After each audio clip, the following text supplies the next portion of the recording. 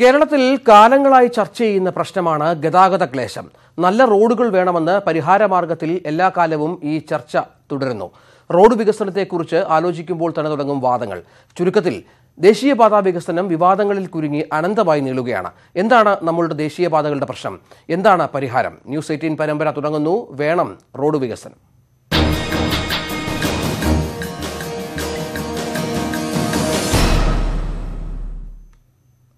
Road വികസനം കീറാമുട്ടിയാകുന്ന കേരളം. സംസ്ഥാനത്ത് 500 കിലോമീറ്ററോളം റോഡാണ് വികസനം കാത്തിരിക്കുന്നത്. സ്ഥലം ഏറ്റെടുത്ത് നൽകാത്തതും ടെൻഡർ നടപടികളിലെ സാങ്കേതിക പ്രശ്നങ്ങളും റോഡ് വികസനം വഴിമുടക്കുകയാണ്. അയൽ സംസ്ഥാനങ്ങൾ കേന്ദ്ര ഫണ്ട് കൃത്യമായി വിനിയോഗിക്കുമ്പോൾ കേരളം ഇതിലും വീഴ്ച വരുത്തുന്നു. ഗതാഗതക്കുരുക്ക് കേരളത്തിലെ ദേശീയപാതയിലെ പതിവ് കാഴ്ച മാത്രമാണ്. സംസ്ഥാനത്തെ 1782 കിലോമീറ്റർ ദേശീയപാതയിൽ 800 കിലോമീറ്ററും ഒറ്റവരി പാത മാത്രം. ഗതാഗതക്കുരുക്കിന്റെ പ്രധാന കാരണവും ഇതാണ്.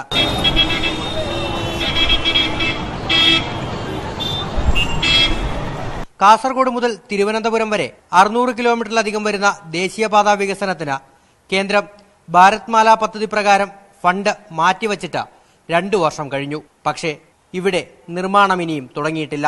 ഈ കാലയളവിൽ തമിഴ്നാട്ടിൽ നിർമ്മിച്ചത് 3000 കിലോമീറ്ററോളം റോഡ്. ഇതേ ഫണ്ട് ഉപയോഗിച്ച മറ്റ് പല സംസ്ഥാനങ്ങളും 1000-ലധികം കിലോമീറ്റർ റോഡുകൾ നിർമ്മിച്ചു കഴിഞ്ഞു. അധികാരികളെ ഓർത്തോളൂ, സർക്കാർ ഭൂമി മാറ്റിവെച്ച്, സർക്കാർ ഭൂമി മാറ്റിവെച്ച്, ഞങ്ങളുടെ ഭൂമി കയ്യേറിയിട്ട്. സ്ഥലം ഏറ്റെടുത്ത് നൽകാത്തതാണ് റോഡ് വികസനത്തിന് പ്രധാന തടസ്സമായി ദേശീയപാത അതോറിറ്റി ചൂണ്ടിക്കാട്ടുന്നത്. ദേശീയപാത വികസനത്തിനായി സർവേ തുടങ്ങുമ്പോൾ തന്നെ പ്രതിഷേധം ഉയരുന്നു. കേന്ദ്ര സർക്കാർ മാനദണ്ഡ പ്രകാരം 80% സ്ഥലം ഏറ്റെടുത്താൽ മാത്രമേ ടെൻഡർ നടപടികളിലേക്ക് കടക്കാനാവൂ.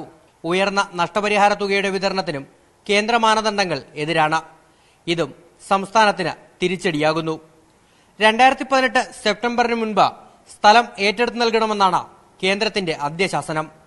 എന്നാൽ നിലവിലെ സാഹചര്യത്തിൽ അതും അത്ര എളുപ്പമല്ല.